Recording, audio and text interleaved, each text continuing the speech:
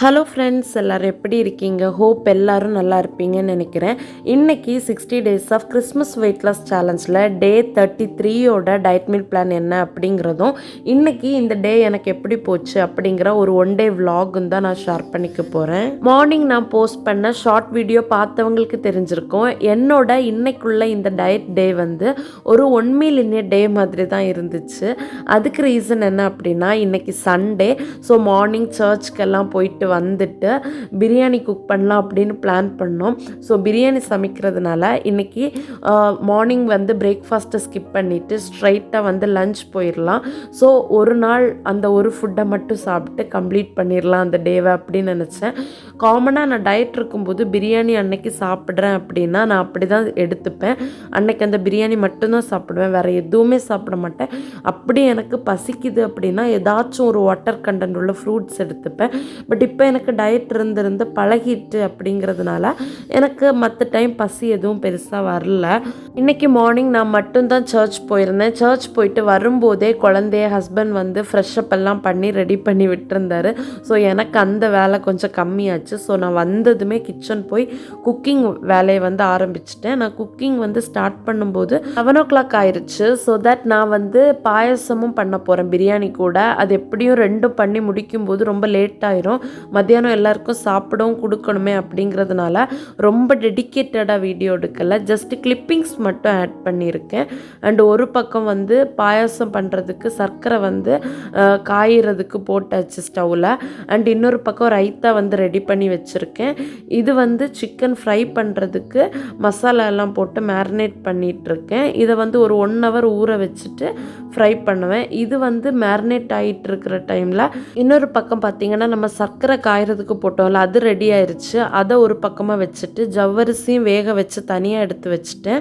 And அதுவும் வெந்ததுக்கப்புறமா பாயசம் பண்ண போகிற பாத்திரத்துலேயே அடையை வந்து வேக வச்சுட்டேன். எஸ், நம்ம இன்றைக்கி அடை பாயசம் தான் பண்ண போகிறோம். அடை வந்து ஒரு பக்கம் வெந்துட்டே இருக்கிறப்போ தேங்காய் துருவி அதோட பால் வந்து எடுத்துகிட்டு இருக்கேன்.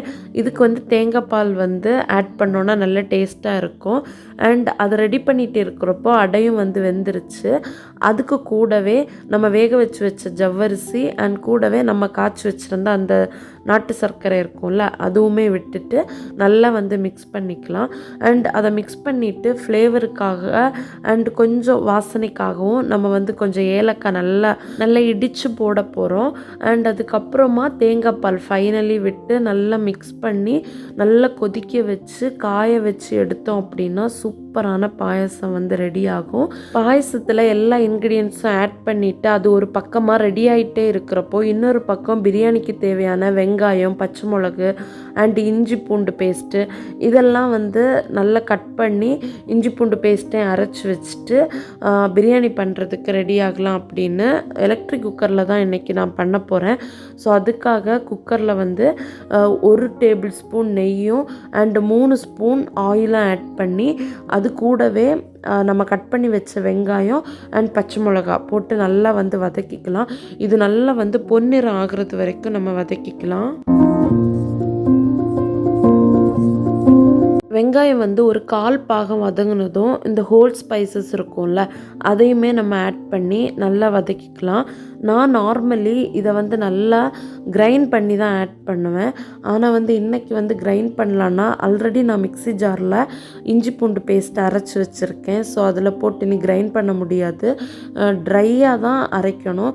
ஆனால் இப்போ நம்ம அதில் போட்டால் ஆல்ரெடி ஜார் ஈரமாக இருக்குங்கிறதுனால அதில் அரைக்க முடியாதுங்கிறதுனால முழுசாகவே போட்டு அதையுமே நல்லா வதக்கிட்டு அது ஒரு பக்கம் வதங்கிட்டே இருக்கிறப்போ இன்னொரு பக்கம் நம்ம அடுத்து போட போகிற தக்காளியை வந்து கொஞ்சம் குட்டி குட்டியாக கட் பண்ணி எடுத்துட்டேன்.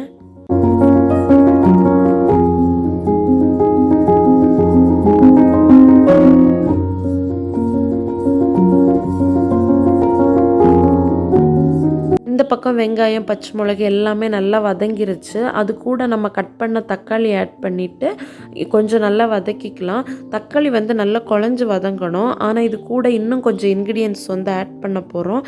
என்னென்ன அப்படின்னா, நம்ம அரைச்சி வச்ச இஞ்சி பூண்டு பேஸ்ட்டு, அப்புறமா கொஞ்சமாக தயிர் அண்ட் ஒரு கைப்பிடி அளவு புதினாவும் கொத்தமல்லியும் ஆட் பண்ணி நம்ம நல்லா மிக்ஸ் பண்ணிக்கலாம். அது நம்ம மிக்ஸ் ஆகும்போதே இந்த தக்காளி வந்து நல்லா குழஞ்சி வேகணும்.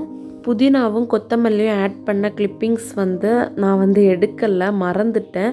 So that I am sorry. But நான் புதினா கொத்தமல்லி இது கூட ஆட் பண்ணியிருந்தேன். ஆனால் அதுதான் மஸ்ட் பிரியாணிக்கு. நல்ல வாசனையாகவும் நல்ல ஃப்ளேவர்ஃபுல்லாகவும் இருக்கும். ஸோ அது கண்டிப்பாக நீங்கள் ஆட் பண்ணுங்கள். அண்ட் அதை ஆட் பண்ணிவிட்டு அதுக்கப்புறமா கொஞ்சம் வதக்கிட்டு தக்காளி நல்லா குழஞ்சி வதங்கிருச்சு அப்படிங்கிறத நீங்கள் ஃபைன் பண்ணதுக்கப்புறமா இதுக்கான மசாலா ஆட் பண்ணிக்க போகிறோம்.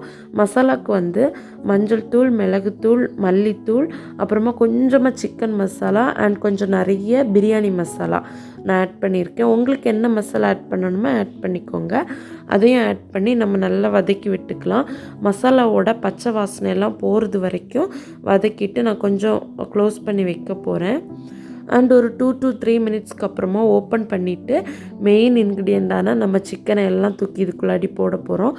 போட்டு அதையுமே நல்லா மிக்ஸ் பண்ணிவிட்டு ஒரு 10 to 15 மினிட்ஸ் வந்து சிக்கனை வேகிறதுக்காக க்ளோஸ் பண்ணி வைக்க போகிறோம்.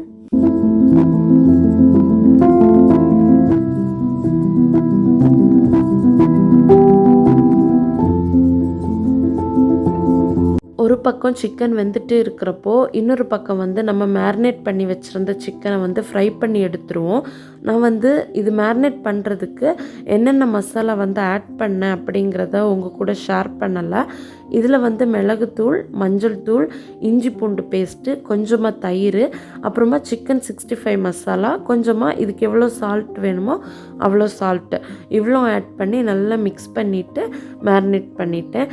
உங்களுக்கு தேவைப்பட்டுச்சு அப்படின்னா புதினாவும் கொத்தமல்லியும் கொஞ்சமாக ஆட் பண்ணி நல்லா மிக்ஸ் பண்ணி மேரினேட் பண்ணோன்னா இன்னும் டேஸ்ட்டாக இருக்கும். அண்ட் இன்னொரு பக்கம் சிக்கனும் வந்து நல்லா வெந்துருச்சு. நான் 2 கப் அரிசி வந்து எடுத்துக்க போகிறேன். அதுக்கு 4 கப் தண்ணி வந்து இதில் ஆட் பண்ணியிருக்கேன். தண்ணி ஆட் பண்ணி தண்ணி நல்லா கொதித்ததுக்கப்புறமா நம்ம எடுத்து வச்ச 2 கப் அரிசியும் கூட போட்டு நல்லா மிக்ஸ் பண்ணிவிட்டு க்ளோஸ் பண்ணி விட்டுடலாம். இது க்ளோஸ் பண்ணி இது எலக்ட்ரிக் குக்கர் அப்படிங்கிறதுனால இது வெந்ததுமே ஆட்டோமேட்டிக்காக அது ஆஃப் ஆகும். நம்ம அதை டிஸ்டர்பே பண்ண வேண்டாம். ஸோ தட் அதை ஆஃப் பண்ணதும் ஓப்பன் பண்ணி பார்த்தா சூப்பரான சிக்கன் பிரியாணி ரெடி. அப்படி இன்றைக்கி லஞ்சுக்கு வந்து சிக்கன் பிரியாணி, அப்புறம் சிக்கன் ஃப்ரை, அதுக்கப்புறமா பாயில் பண்ண எக்கு அண்ட் ரைத்தா இருந்துச்சு. சூப்பராக கம்ப்ளீட் பண்ணியாச்சு. அண்ட் இன்றைக்கி சாப்பிட்டப்புறம் செம்ம டயர்டு. அப்போவே போய் நானும் குழந்தையும் படுத்துட்டோம். அண்ட் நான் நைட்டு தான் இன்றைக்கி பாத்திரம் எல்லாமே கழுவுனேன். நைட்டு குழந்தை அம்மா வீட்டில் போயிருந்தார். ஸோ அங்கே தான் இன்றைக்கி அவர் ஸ்டே பண்ணுவார். ஸோ அவரை அமைச்சு வச்சுட்டு நான் பாத்திரம் எல்லாம் கழுவிட்டு கிச்சன் எல்லாம் க்ளீன் பண்ணிவிட்டு என்னோடய குட்டி குட்டி ஒர்க்ஸ் எல்லாம் அன்றைக்கி நான் முடிச்சிருந்தேன்.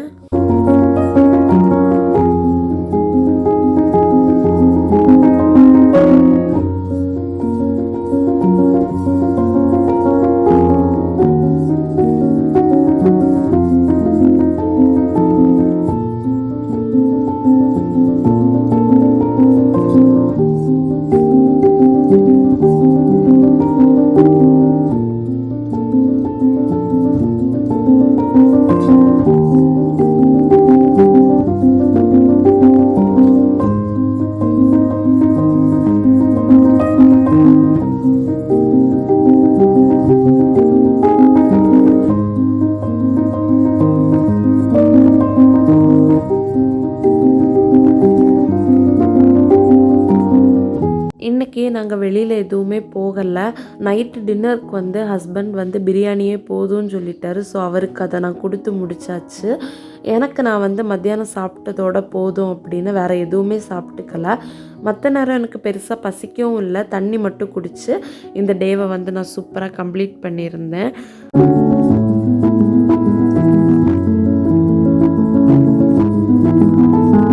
நேற்றுக்கு நம்ம கிச்சன் வந்து டீப் க்ளீன் பண்ணப்போ கொஞ்சம் கிளாஸ் கண்டெய்னரும் க்ளீன் பண்ணியிருந்தேன்.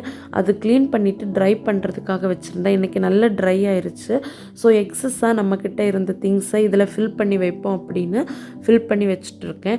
எனக்கு நாட்டு சர்க்கரை, அப்புறமா நார்மலான ஒயிட் சுகர் இதெல்லாம் பார்த்திங்க அப்படின்னா எக்ஸஸாக வெளியில் வச்சுருந்தேன் கவரில் போட்டு, பிளாஸ்டிக் கவரில் போட்டு.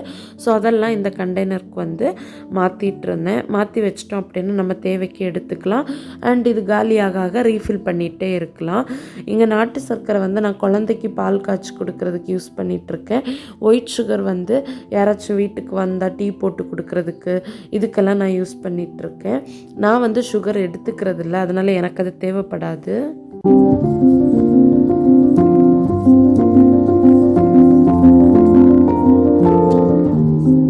ஃபைனலி கிச்சன் எல்லாம் க்ளீன் பண்ணிவிட்டு கொஞ்சம் வாசனையாக இருக்கட்டும் அப்படிங்கிறதுக்காக இது ஏற்றியிருக்கேன். அண்ட் அதுக்கப்புறமா கொஞ்ச நேரம் வெளியில் போய் டைம் ஸ்பெண்ட் பண்ணிகிட்டு இருந்தேன். என்னோடய ஹஸ்பண்டோட ஸ்டூடெண்ட்ஸும் இன்றைக்கி வந்து த்ரோபால் விளையாடிட்டு இருந்தாங்க வெளியில். ஸோ நானும் அப்படியே கொஞ்ச நேரம் வெளியில் உட்காந்துட்டு இருந்தேன். நம்ம வீட்டில் நம்ம பெட்டு மாதிரி நாய், கோழி, பூனை இதெல்லாம் வளர்த்துட்ருப்போம்.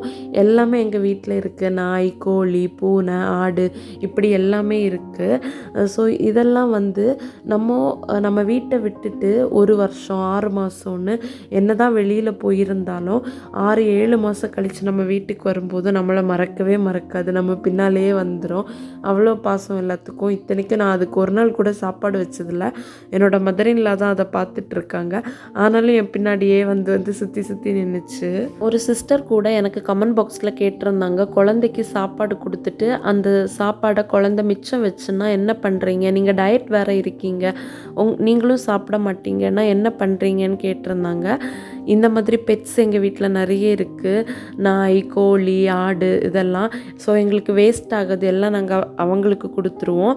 அண்ட் அது மட்டும் இல்லை, நம்ம குழந்தைங்க மிச்சம் வைக்கிறாங்கன்னா அதை நம்ம எடுத்து சாப்பிட்றது ஒரு நல்ல ஹேபிட்டும் இல்லை. அண்ட் அவ்வளோதான், இந்த டே எனக்கு இப்படி தான் சூப்பராக கம்ப்ளீட் ஆச்சு. வெயிட் லாஸ் ரிலேட்டடாக இல்லை ஏதாச்சும் பர்சனலாக ஷேர் பண்ணணும் அப்படின்னா நம்ம இன்ஸ்டா ஐடி யூஸ் பண்ணுங்கள். லிங்க் வந்து நான் டிஸ்கிரிப்ஷன் பாக்ஸில் கொடுக்குறேன். வீடியோ பிடிச்சிருந்தா லைக் பண்ணுங்கள்.